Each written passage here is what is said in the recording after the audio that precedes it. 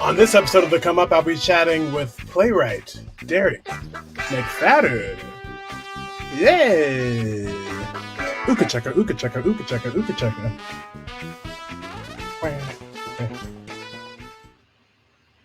Hello, people of the Come Up world. It's me, Nick, and this is The Come Up. It's been another long weekend here in America, and I actually had a thought about it. So I grew up watching Cops a lot. My family we'd gather together and we would watch Cops as a family. And a couple years ago I had this thought of why did we, as this very black family, enjoy watching this show about cops who are typically not the best characters in our lives. And then it was announced this past week that Cops is going to be taken off of the air because of the racial stereotypes. So after 32 seasons and over 1,100 episodes, they're taken off the air. One of the producers said it presents a world much more dangerous than real life, and the police is being much more successful than they really are. That is a statement that I would totally agree with.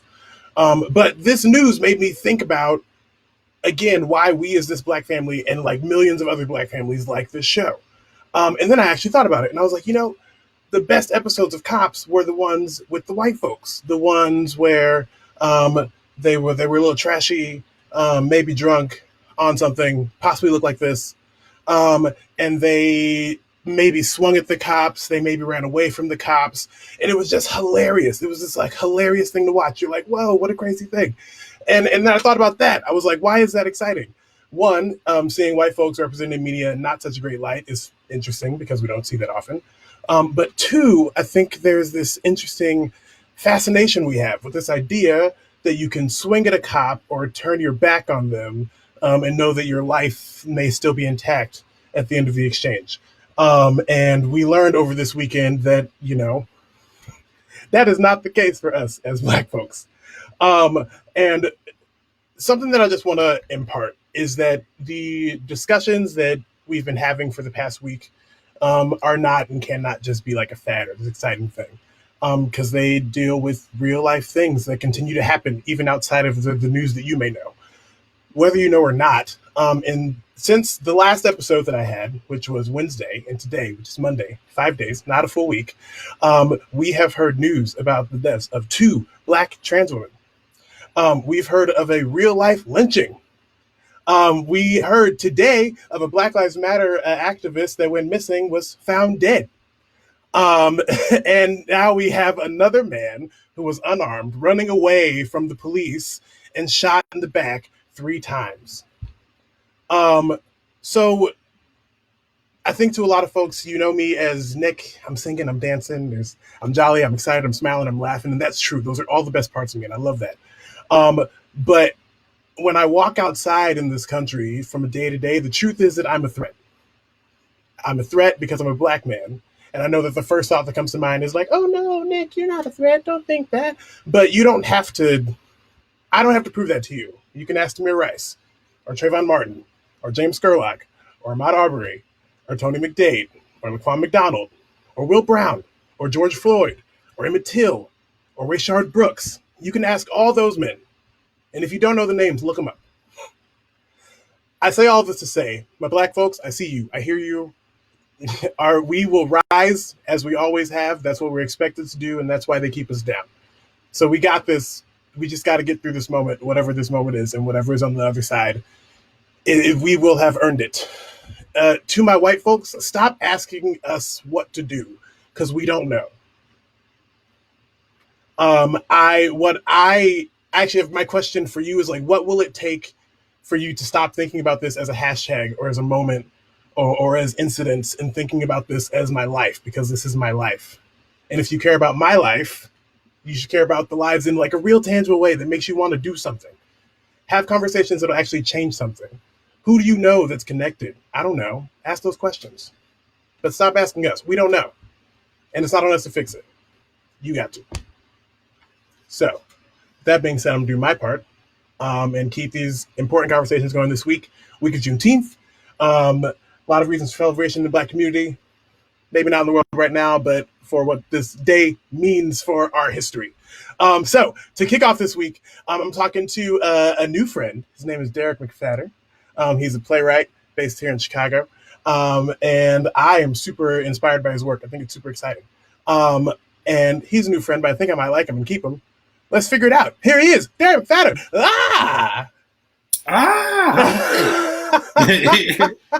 Wow, that's a nice wind up. I'm all right.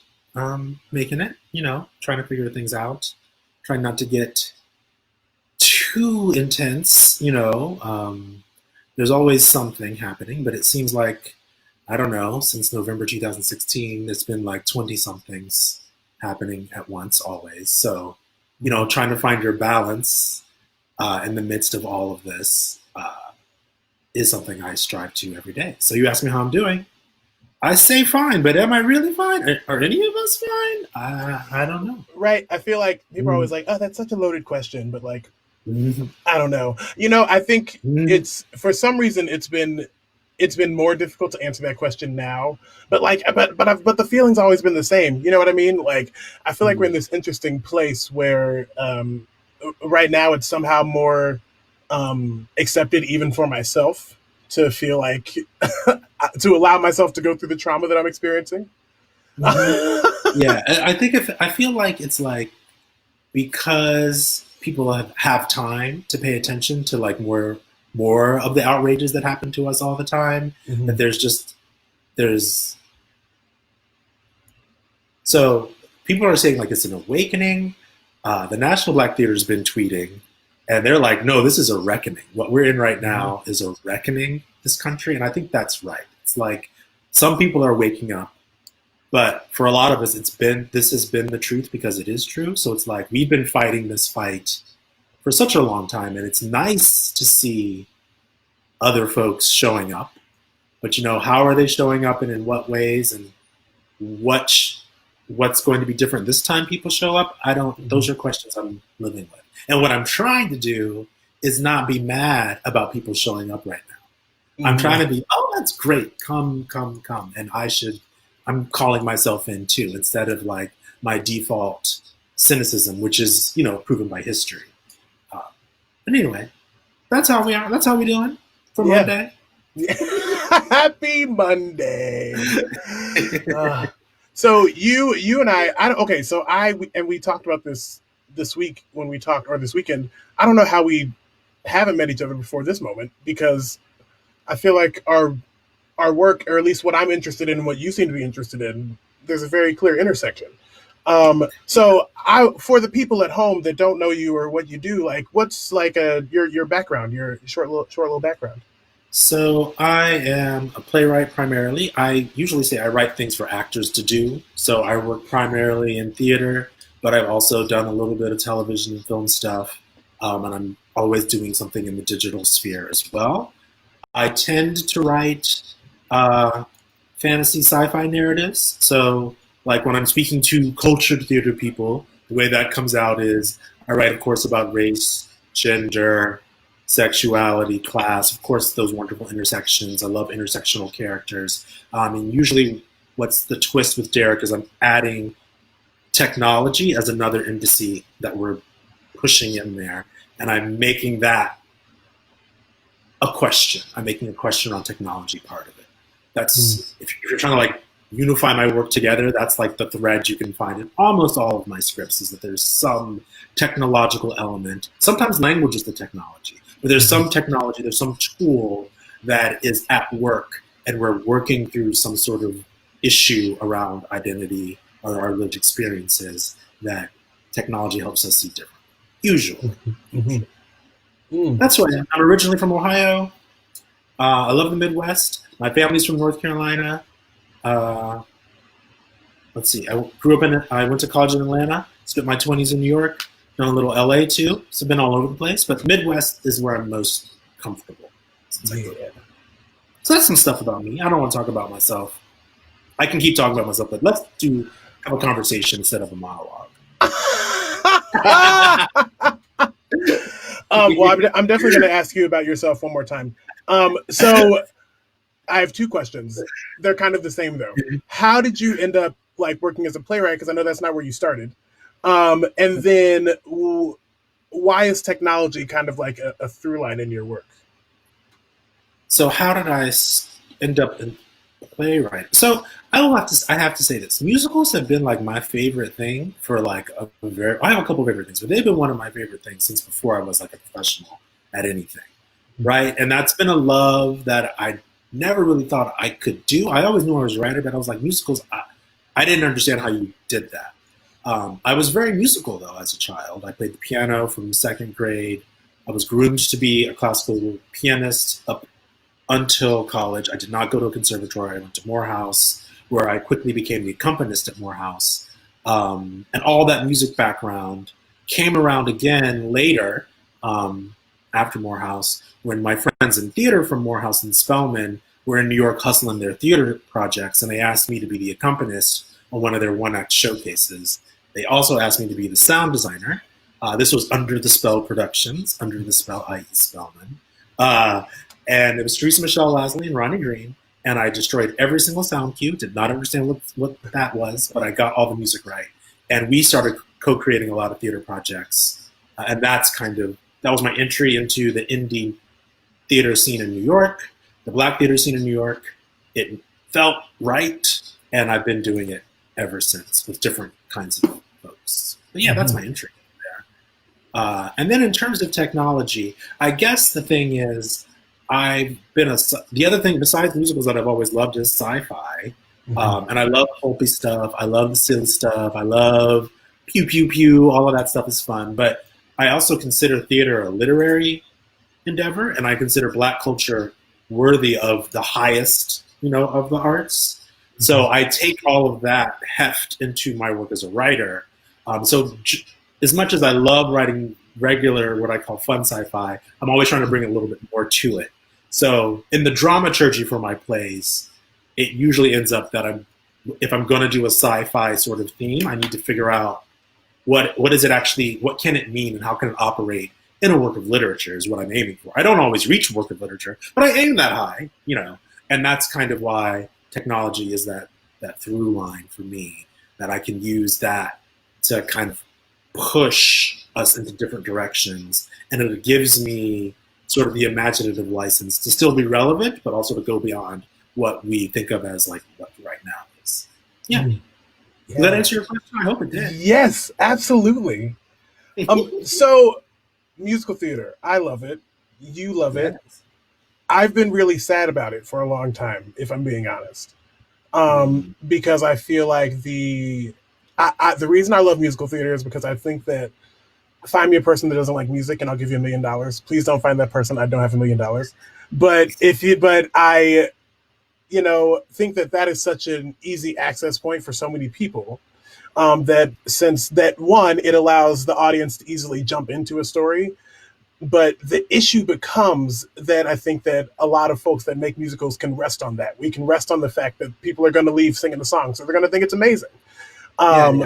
So how do we as music theater artists make sure that our work doesn't end up in this like nebulous space of like feel good and is actually having the conversations that it can? Well, I mean, I don't know if I have a good answer for that. First, I want to say, I think if it makes you feel good, there's a place for that. Mm-hmm. I think it's who we're talking about, like the audience for musical theater, I think is an interesting question because I do think it appeals to a broader base than what it's written for, created for. But I do believe that we, as humans, need places we can go, narratives we can experience that make us feel good. And I think musical theater can do that. Mm-hmm. And when it does it well, I'm very, very happy. But that's not the only thing it could do. And it's not the only thing it should do. So I guess some of my favorite collaborators, what they've done when we collaborate is they ask, like, what do we want to leave the audience with? Mm-hmm. And what questions do we want people to say? What do we want that conversation to be after the theatrical experience? And if that's what we want, this is one of the directors I love. His name is Christopher Burris. If this is what we want people to be doing, let's keep that in mind as a goal and look at what we're creating to generate that conversation. And if we're not getting there, we have more work to do. And often, as Black artists, that conversation we want to have is important, right? It's necessary. It's more than laughter. It's something that we haven't seen usually, that we haven't expressed. And we're trying to get people there. So if that's the goal, you've got to bring that goal into the development process.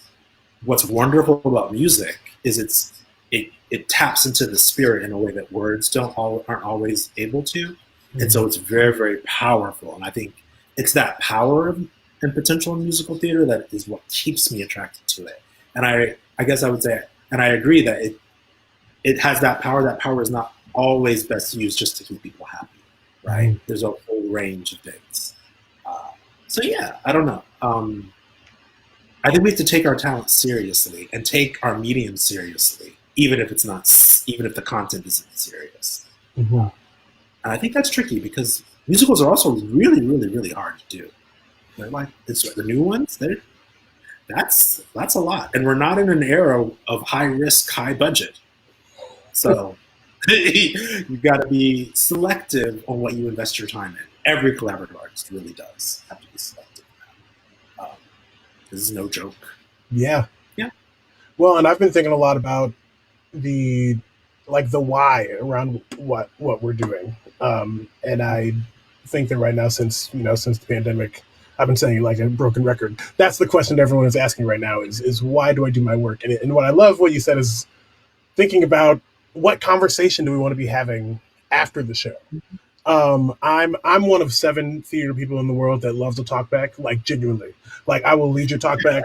I will have that conversation. Like I'm ready. I'm ready for that patron that has the controversial thing to say, like with it.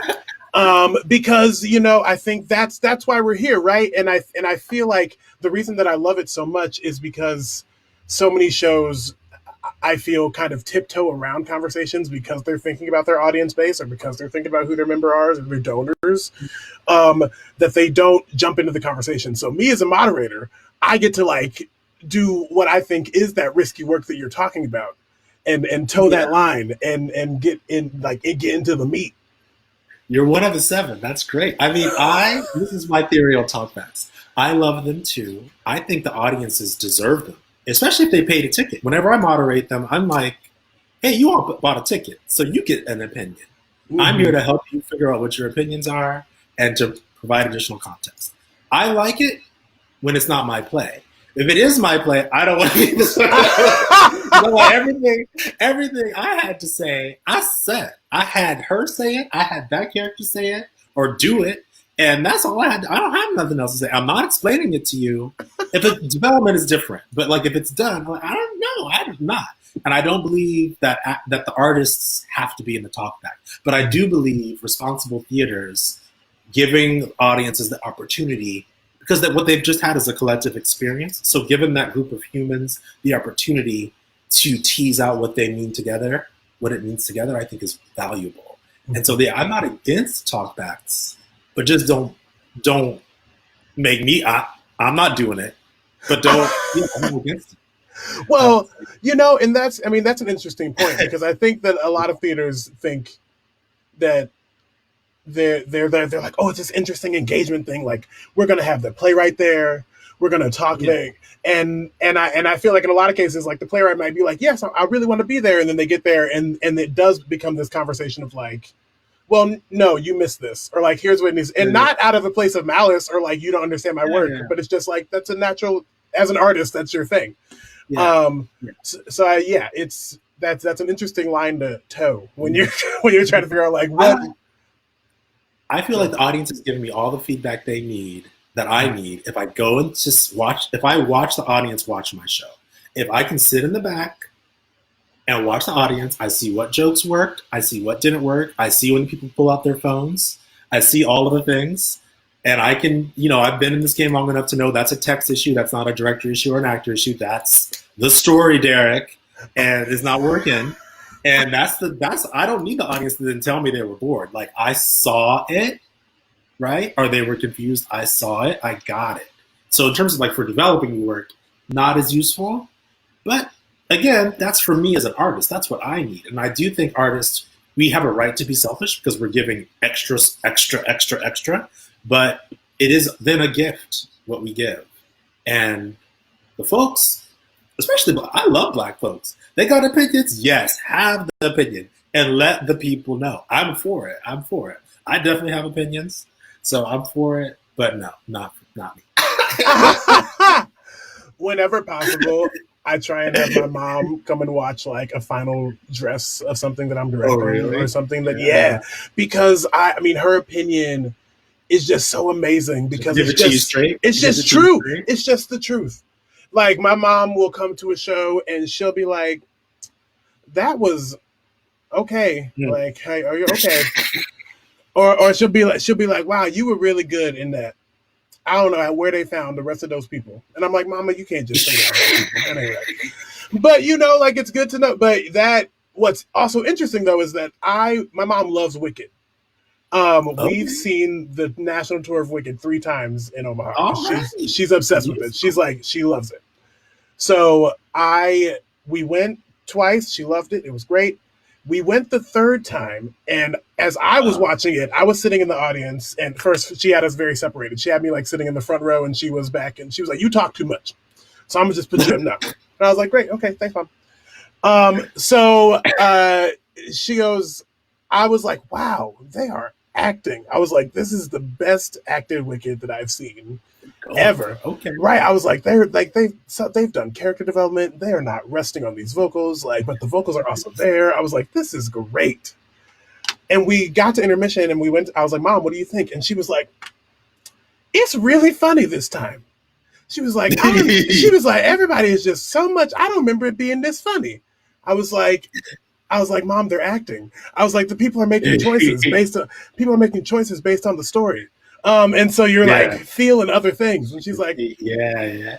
And I was like, it's like that, you know, that note didn't come from like training or whatever, but those aren't the people that we need to be talking to. I'm like, our plays are not written for us to go and then enjoy and talk about how we've studied these things. Like that's not what it's about. And so that's why I love her opinion. I love bringing her in and being like, that's what the audience is leaving with. Like Whitney Wickham got the best review. There you go. Yeah, I think that's true. So yeah, I think too many artists, we have this navel gazing where we hate talkbacks, but they're not thinking about, oh, who's this for? Is it just for you? Mm-hmm. Mm-hmm. You're all gonna stay broke if that's true. We're gonna because we ain't got money. I'm not paying to come see your work because I can't. I'm in your DMs for the comp, so I'm staying broke. We staying broke if it's just for you. Because I'll show up. I got your invitation, but I'm on that comp. Right, I need to be on the list. I'm on the list, please. So we talk about this audience, and something that you said when we chatted this weekend was that you often write for the audience that theater wants, and I kind of took that and made that your tagline.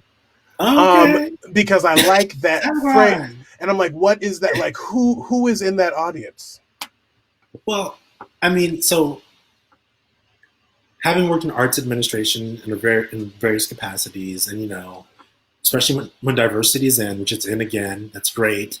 There's all this. Well, first of all, there's all this hand-wringing that theater's audience is too old and too white, and that demographic can't sustain theater through the 21st century, which I believe is true.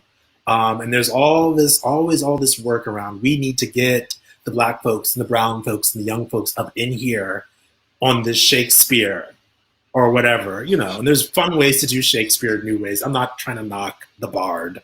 Well, maybe I am, but I'm not trying to knock him too much because I think a really amazing director can do it. Right. Yes. But there's this consternation that what's considered the canon in theater is not resonating. And we know why it's not resonating because we ain't in it. They should put you. So having heard a lot of that in my 20s and even a little bit younger than my 20s, I was like, oh, theater is really invested in like changing it up. So what I'm going to do is I'm going to center people like your mother. I'm going to center my mother. I'm going to center the people that I know love stories. I'm going to see if they were sitting in the audience, what would they want to see on the stage that we don't have yet? Because we do actually have a wonderful Black canon that's underexplored. You know, we get the August Wilsons, sometimes we get the Peroclesias, we get, you know, some of the newer ones. There's actually a deep, deep history that's just not produced. So I was like, if we have all that, somebody should be doing that. So I'm gonna study that, but I'm not gonna try to replicate it. I'm gonna try to see, learning from that, what do I have to say that I think is worth, frankly, the collaborative process that it takes to get something on stage that would then not always please my mother, but have her coming out talking about some stuff, right? And what is some stuff that we need to talk about? And that's kind of the lens that I know I can write to, because I talk to people all the time, right? So and what's gratifying is, since I've been in this game some good number of years, I've seen that audience show up. I've seen the browner, younger, tech savvy. I've seen all those people when my plays actually do get made. The audience does look different than what, you know, you see at some of these larger institutions. They show up, and what's gratifying to me is that they're not all my friends. I'm like, who are you? How did you hear about it? Did you get the ebook? You really wanted to come? You read that blurb that said this is about 3 African-American women and a science experiment and blah, blah, blah, and you thought that was the tea? You wanted to see this? No. Well, okay. Well, sit down. I don't know you. Do you know anybody in the cast? No. Well, okay. So, like, that's gratifying. And what makes me sad is, I was saying it's sort of like, yeah, it's pretty funny, but it makes me sad that we don't all get that opportunity to see that audience show up for us. But if theaters do the work, they will show up. They will. So, because I've had the blessing and I've had the opportunities to see that audience, and I know they're hungry for story, I've remained committed to that audience, even though it would be easier for me to just say, I'm just going to write for old white people, and write, instead of a play about Black people, a play about race. There's a slight difference, you know, and let the white folks feel like they understood something about race and walk away with a lesson, which is, I don't do that. I don't do the lesson. I'm going to show you some complicated Black people that got problems, that are just as human as you, and they ain't got it all figured out, and they're trying. I'm not going to give you any noble this and nope. I'm giving you flawed folks, because we all flawed, and that's what I'm interested in. And guess what else? They're trying to build a future, and they've got this neat little thing that might help, but it might not. And that's what I do. So I don't know if I answered your question. I felt like I started monologuing. Oh, you absolutely did. It's a beautiful monologue. He's a writer, y'all. He's a writer. So what is the difference? Because I think this is a very important difference, and a lot of folks miss it. But it's what I'm missing in a lot of work. What is the difference to you about a play about Black people and a play about race? So, I mean, to me, it comes down to, are you actually taking the character's humanity seriously? You can write a play, and I'm not going to name names. It's going to get too problematic for me. But I'm not going to name. You can write a play that has Black people in it. It can even have Black people as the protagonist.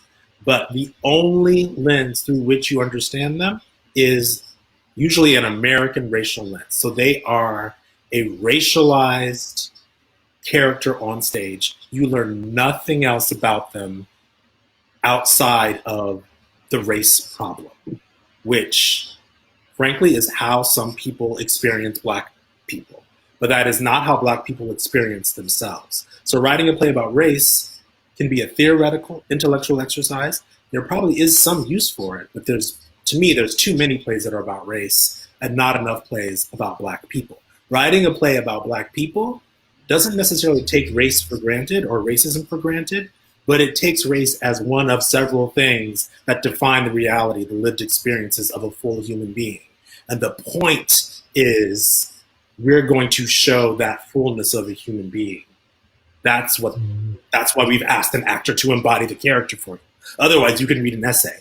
You should, if it's just a play, as far as I'm concerned, if it's a play about race, I can read the essay. I got it. But if you want to show me a play, then I need to see about Black people, and that means even if it's about the most racially charged event in history, I still get to see their humanity. To me, that's the difference. And to me, it's very easy for theaters to pat themselves on the back when they do a play about race, but that's not really serving us.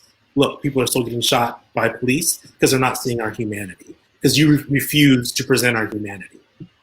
You want the digestible additive narrative of the race problem. Mhm. It's not enough. It's not enough. Just isn't. So And something else that I think about is not only the humanity of Black folks on stage, but also like the inhumanity of the systems that we've been forced to live and work in. I think that's another side of the conversation that is missed. Is that we aren't seeing the systems. We aren't seeing the conversations that they're having and how they're speaking about our lives in rooms in real time. Um, so yeah, that was something I was missing. I was like, I'm tired of stories about race, but I'm not. I want more stories about systems. I want more stories about like how the system has been built to work against these people, and then at the same time humanize us as a Black folk at the same. So yes, that's It's true. It's true. So what are some of the questions that you are you inspired in this moment to like, what is this moment mixed with like the COVID-19 and the conversations that we're having around race and everything? Like how is this inspiring you for your own writing in this moment, if it is at all? Well, I will say this. The project I'm working on right now, I have been trying to work on for the better part of probably 7 years. I haven't been able to figure out how it works on stage. One of my leading producer friends of mine swears this project is a novel. He knows enough of it to say it's a novel, it's not a performance. Last year, I got the opportunity to have a residency for a month at a program called Jurassic, where I finally just got to clear my head and really, really examine it. So I figured out that project called Night Queen, how it works on stage, right? And what it is it's at least a 3 evening length works that are working in an idiom that, in arts we call like the Afro-Surreal. And from that, what I'm using is there's a couple manifestos, right? There's a couple manifestos of the Afro-Surreal. I do a lot of Afrofuturism, but this is Afro-Surreal. And like the tenet of Afro-Surreal that I'm taking is for Black people, I mean, it's kind of a reaction against Afrofuturism, but for Black people, the apocalypse already happened. You could look at slavery, you could look at the Middle Passage as an apocalyptic event in our consciousness. And so in a sense, we're all existing in a post-apocalyptic moment. We have been for literally centuries. So that means we don't need to pull the future to us. We've lived through that cataclysm and we're trying to now, rebuild from that. So taking that as kind of a metaphor, I'm building a world that uses that metaphor, tries to imagine home for us, like what is home for African Americans, where is home, and I'm using all the tools of fantasy and Afro-Surreal to try to like build a new one or to rediscover one that isn't quite Africa and isn't the United States, but embraces a lot from all of that in a problematized way, because we're also American and colonial and all of that is in us too. So like, that's what I was working on that before COVID. Right around February, I finally got the main characters like cadence of language together. And then COVID happened and it felt like my play was happening. So because there were riots. I had a riot going on. I had people locked away in their homes. I had all this stuff, and then it started to happen in reality. So I'm having a bit, I don't know if it's inspired. It's jarring right now. It's like, I didn't predict this, but this is like too close. And now I feel like everybody's going to be writing this like quarantine kind of play. Right? So I'm like, I got to do something now. I got to figure something out, because I thought I spent all these years trying to get the perfect container for this play. And that's kind of like the lesson, like, Derek, maybe you should just start writing it, because you've been like trying to make it the perfect, immaculate thing. And then the world happened to it. Wow. So from this moment on, I'm blaming you for everything that's happening right now. Can I tell you something? I can tell you the way I'm not writing. Sure. I wrote I wrote a play. I wrote a character. So back in the birther era of Obama, the birther was happening. I created a fictional character um, who basically it's a short play. It's one of the most successful short plays. There's this fictional character. We're meeting him on the eve of his presidential announcement. He's tweeting at his ex-wife, and he swears behind the curtain there is a chicken that moves like a cow because of 3 Mile Island. So like there's a nuclear conspiracy. He's a conspiracy theorist who's tweeting his way to the presidency. I wrote that in 2012, and it's really, really funny. It's really funny. It is funny. But and I promised the actor who did it, I promised him a full length. And he moved here. And I was ready to no, I can't write that play. I cannot and I feel bad about it because it's funny. But I will not write it. I won't write it now. I've written something in that world that veers to the side, but I can't write the play that wants to be. It just doesn't. No. So I don't think I'm a prophet, if that's what you're asking. I think that I have to be selective on what I invest my time in. Sure. I was just about to say you should stop writing things because it seems like every time you write something, it comes true in some way. Oh, I don't know. That's why I'm like Afro Surreal. This like the other side of this one I'm working on right now. There's no way that's not going to happen because it already happened. So I'm good with like where the play is headed, but where I started it, like what world? Stop. So I don't know. I mean, I'm inspired because I think outside of the narratives, I think what's happening with theater is it's a reckoning and we're being called to task.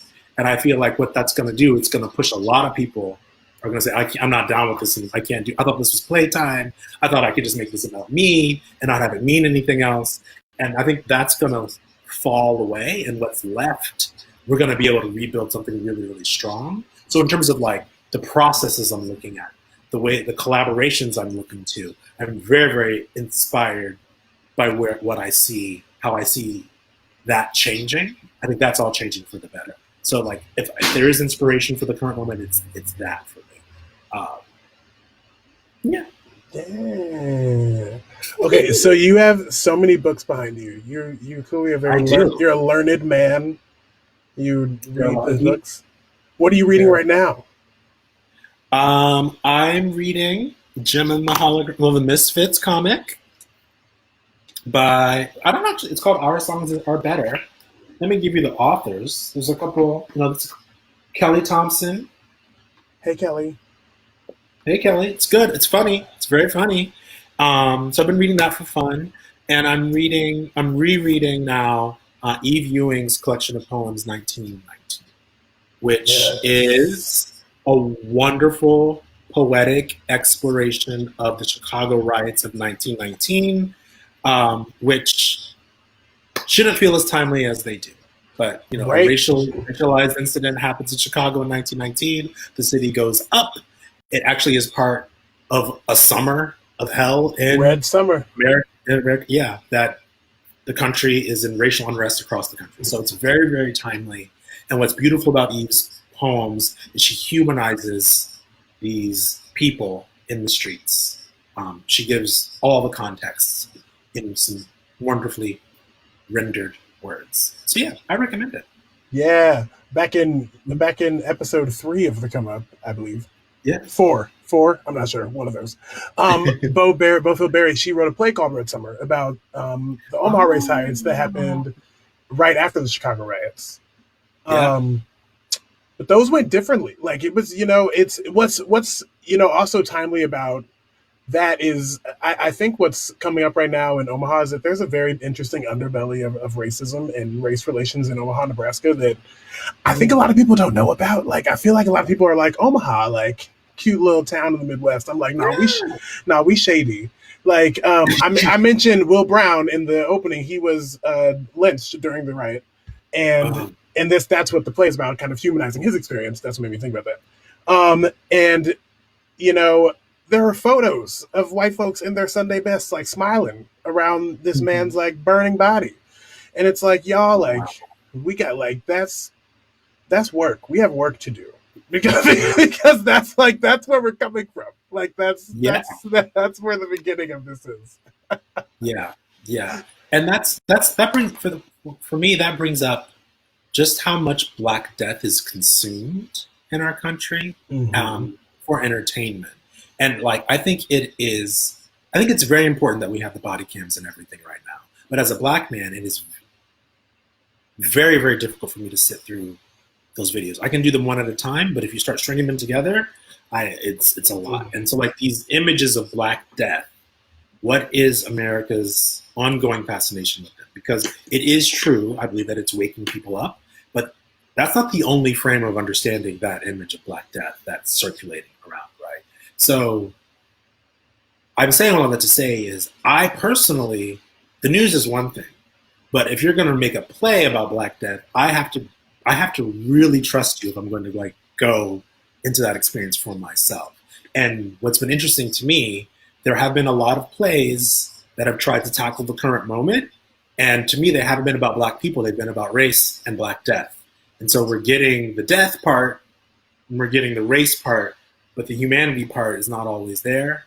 And for me, that's a problem, right? Mm-hmm. So, but I don't know. I mean, I think it's also very, very important. And I know I'm not the only audience. So, like, maybe that play just isn't for me, and that's okay. But I'm not investing in terms of being inspired, I'm not inspired to write about Black Death. Now, I will say this, too. I got a good commission off of a pitch back during the Trayvon moment of this, which must have been some chapters ago. I was like, oh, what we need is Black joy. And I promise you, theater, I'm going to write the funniest, the most joyful play like we have never seen. We are going to jubilee. And they were like, yes, this is what we need. This is what we need. And I got that commission, and let me tell you, I couldn't write that. I tried so hard to just stay in the joy. And what I realized that play was really about was Black pain and Black healing, which is how it connects to the moment, right? But it wasn't, the commission's fine, like it's fine, but it wasn't what I thought I was writing. I thought I knew. I was like, we are joyful. We are color purple at the end. We are all the flowers. We're doing all of this. Yeah, and no, we had to be in pain. We had to be in the pain. And I was not happy. That's where the play wanted to go. And sometimes, are you a writer too? Or do you do other? I know you do. I dabble. I dabble in the writing. Sometimes the characters take over, and you better listen. Yeah. Well, and that's that's what I was going to say is, like you said, like there are no stories about Black life, like a living authentic Black life. And I think like to write Black life authentically, it's understanding that most of Black joy does come from Black pain.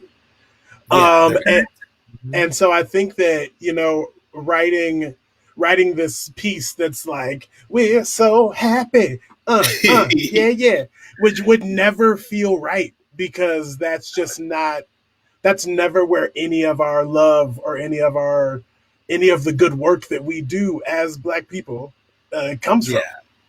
But I just say we have a right to joy. Like that was right. Absolutely. That pitch was strong. I was like, we deserve this. Because we do. And do.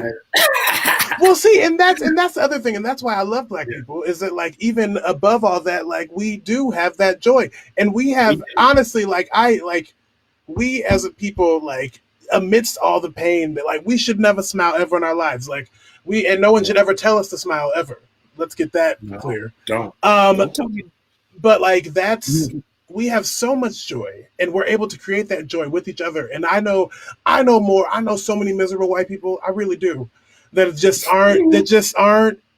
haven't found whatever that is. And I mean, truthfully, when I wake up in the morning, like a lot of it is a mask, sure, but like I don't know, being Black is really great to me. So I do genuinely like. I don't want to trade it in. I'm not trying to trade it in, but y'all need to treat us right.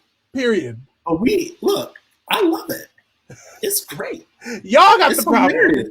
Yeah, y'all need to. I'm sorry, y'all. You can't all be Black, but enjoy yourself. Like, worry about yourself. Right. Find some things to enjoy on your side of the fence. Like, get off. Yeah, get off. Like, if you would let us be, it would be better for everybody. But yeah, so I've had some interesting journeys trying to force the spirits into where I think the black people need, and the spirits are like, that may be what you thought, but that's not what it is. And what I've learned as an artist is the truth. Follow the truth. It every time I decide that I'm going to do it my way, despite what the spirit says, that play doesn't work.